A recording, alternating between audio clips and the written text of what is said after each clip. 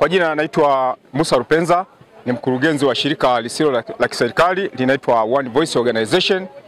Makao makuu yetu yako Njombe. Sisi kama shirika tunaungana na juhudi za serikali kuhakikisha kwamba tunatunza mazingira, lakini pia tunaunga mkono kampeni zote za kitaifa, kwa sababu shirika letu sisi linajipambanua kabisa kwamba tunadili na mambo ya utunzaji wa mazingira, hasa kwenye maeneo ya ufugaji wa samaki lakini na ufugaji wa nyuki. Kwa nini tunafuga samaki na kwa nini tunafuga nyuki? Sisi kama shirika, ufugaji wa nyuki moja kwa moja unalinda mazingira.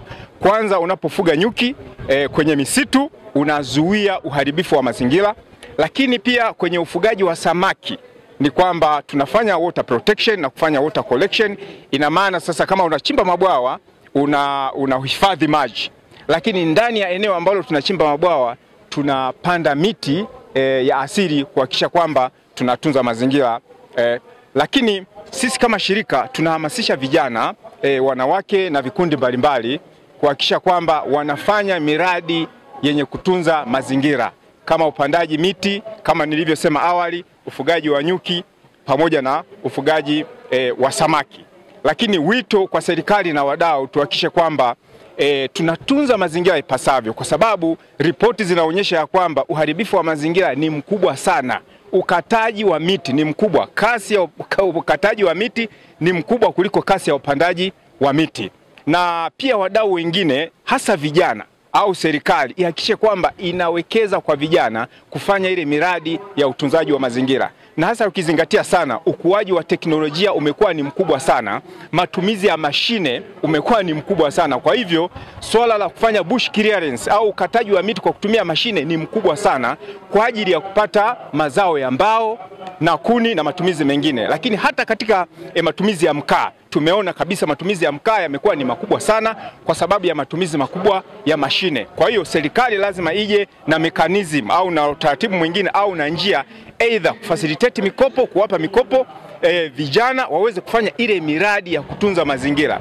Mfano, hii mikopo ya 10%, kungekuwa na vigezo kwamba unampaje kijana mikopo ya 10%, anaenda kununua chainsaw ambayo akiitumia kwenye kukata miti ana uwezo wa kuathiri mazingira. Kwa hiyo unapata chainsaw ya mkopo ya 10%, lakini unakwenda kuifanyia matumizi ya kuharibu mazingira.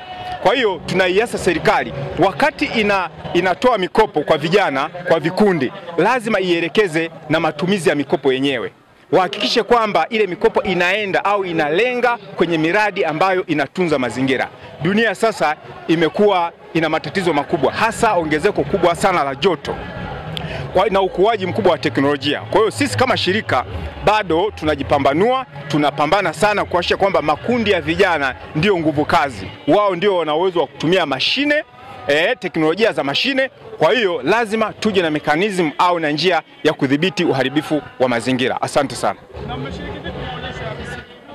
Naam, sisi kama wadau kama shirika tuna program mbalimbali ambazo tunazifanya. Mfano, sasa hivi tunasaidia sana vikundi vya vijana na wanawake kugawa miti. Tunagawa miti na tunawafundisha namna ya kupanda miti kwenye vyanzo vya maji. Mfano, kuna miti aina ya mivengi kama shirika na tunaipata kutoka idara ya misitu, wanaigawa bure. Tunaenda, tunaomba, tunawapa wana vijiji na tunawapa kwa maelekezo kwamba sio tu lazima apande na kuiacha. Tunawashauri kwamba wakati unapanda mti hakikisha kwamba unausimamia ili uweze kuleta matokeo. Naam. Kwenye maadhimisho haya umeona teknolojia ambayo vijana wanatakiwa wajifunze, na nyie imewaongezea nini kama One Voice kuja Njombe maadhimisho haya? Naam, kwa sisi tunafurahi sana na tunamshukuru Mheshimiwa Mkuu wa Mkoa kwa kuleta vitu kama hivi. Sisi imetuongezea chachu kubwa sana. Kwa sababu gani? Matumizi ya teknolojia pia yanarahisisha utendaji kazi. Utendaji kazi wa kusimplify au kurahisisha majukumu ya kazi. Sasa sisi kama One Voice tumeshachukua kazi yetu kubwa ni kuhakikisha kwamba tunawachukua vijana na wanawake, tunawafundisha kwa ajili ya kutumia hizo njia mbadala za kutunza mazingira. Mimi ni Augustino Richard Mlelwa, afisa miradi wa One Voice Organization. Sisi kama shirika, eneo hili la misitu hakika ni eneo muhimu sana kwetu.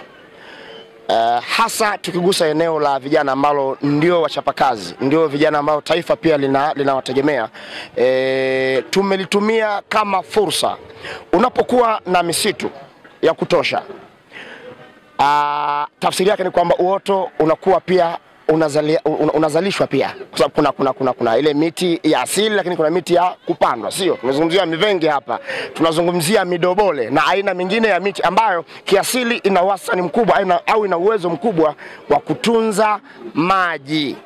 Sisi One Voice tunayo miradi ya samaki inayotegemea maji, na miongoni mwa maeneo ambayo pia tumetengeneza miradi hiyo ama tumetekeleza uwepo wa miradi hiyo ni hapa Njombe mjini, na ni katika maeneo ambayo tayari kuna miti imepandwa kwenye eneo jingine.